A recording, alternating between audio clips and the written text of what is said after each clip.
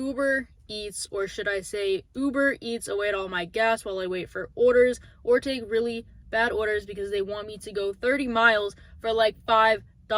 Now that is what I would have said a few weeks ago. However, I was wrong about Uber Eats, and as you've noticed, I don't really post Uber Eats content because I just don't do Uber Eats. A year and a half, maybe 2 years ago, I posted a few videos talking about Uber Eats and why it's literally the worst app, because all they send you is $2 orders or really far mile orders for really low pay, or they send you absolutely nothing. But I'm starting to realize that I was actually very incorrect, and that is only because I was doing a few things wrong, which I'll talk about in this video. And now I haven't changed markets for Uber Eats the last 3 years I've been on it, so my experience 3 years ago should compare to now.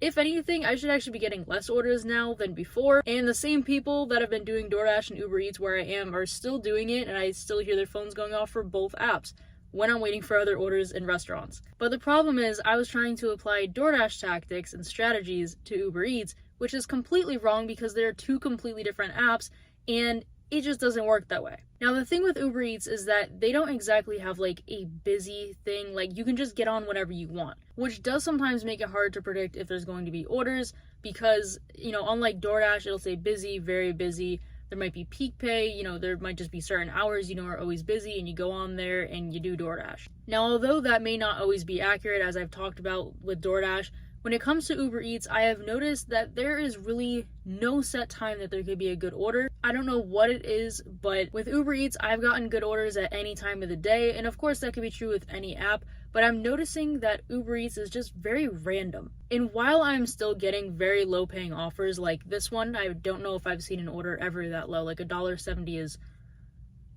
the craziest low order I think I may have ever seen. But even though I'm still seeing orders like that, I'm actually starting to see an increase in my earnings for the time that I am turning Uber Eats on. Now, one of the things I was completely wrong about with Uber is your acceptance rate and your cancellation rate. Now, it's not exactly those numbers that matter. Of course, your cancellation rate does matter because you can get deactivated for it. But when it comes to your acceptance rate, like with DoorDash where I am, cherry picking works fine. I can just, see all these different orders, choose what I want, and my acceptance rate stays pretty low. But with Uber Eats, it seems like it's not so much about the acceptance rate, it's more about your status on Uber Eats. Now, this could just be true for my market, but at least for me, I was completely wrong about it. Because with DoorDash, I've noticed that it does not matter what status I am, but with Uber Eats, it definitely does. Now, about 2 months ago, I started getting a bunch of shop and deliver orders for Uber Eats, and I was doing them, and my acceptance rate was going up, and so were my points to get to a different status for Uber. Now, while that was happening, I noticed that I started getting more and more and more offers. Unlike before that, when I was really just getting nothing, or the only thing I was getting were like completely absurd orders. But there have literally been weeks that I have not done a single Uber Eats order. And although right now my earnings aren't super high per week, especially in comparison to other apps, the main reason for that is because I'm doing other apps. A lot of the time recently, I've forgotten to even turn Uber Eats on because I'm so used to not using it. And I've been getting really good like Instacart orders, DoorDash orders, so I've mostly been focused on those apps. But it turns out that Uber Eats does have some money to offer. I think one of my biggest problems with the Uber Eats app is that noise that goes off every single time there's an order. It is the most annoying noise. You can't shut it off. Every other app you can turn off the noise, but for some reason with Uber Eats you can't turn it off.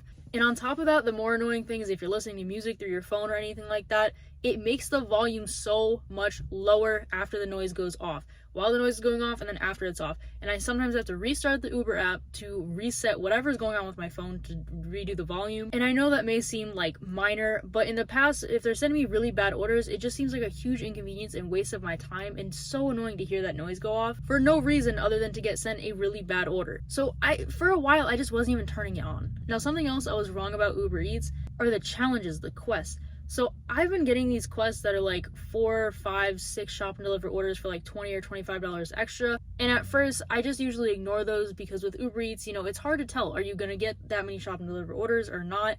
But it seems like they are kind of consistent. And when I complete them, they actually end up sending me more orders. So again, with Uber Eats, I'm really noticing that it's actually about the more orders you take, the more orders they show you. And like I said, they still send me really bad orders. In more DoorDash specifically, I don't notice any change if I decline 100 orders in a row or if I accept 100 orders in a row. They send me the same 100 orders. But with Uber Eats, it really seems like the more orders you take, the more they send you. Because then it's increasing your status, and the higher your status, the more orders you're getting.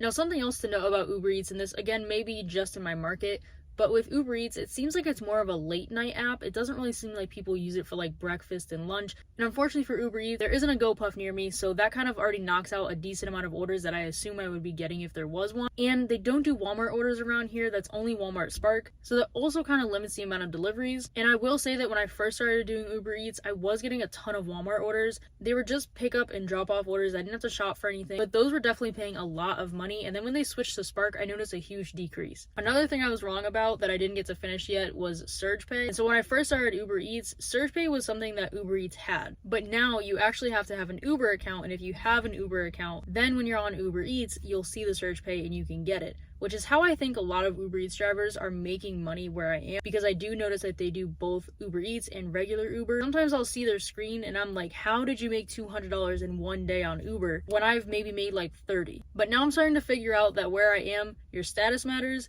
and if you have Uber and you get that Surge Pay, that definitely matters as well. So even though I just started testing it out, it is January, so usually it's very slow with deliveries. I have seen a slight decrease in regular like orders for DoorDash, not a decrease in shop and deliver orders, maybe even an increase for that, probably because it's cold and people don't feel like going to get their groceries. But when it comes to Uber Eats, it is really seeming like the more I accept, the more they're showing me. So I'm going to stick with it and see how it plays out, and maybe I'll go ahead and update you guys in another video, maybe in a month or something. And like I said, it might just be my market, because with DoorDash, my status does not matter at all.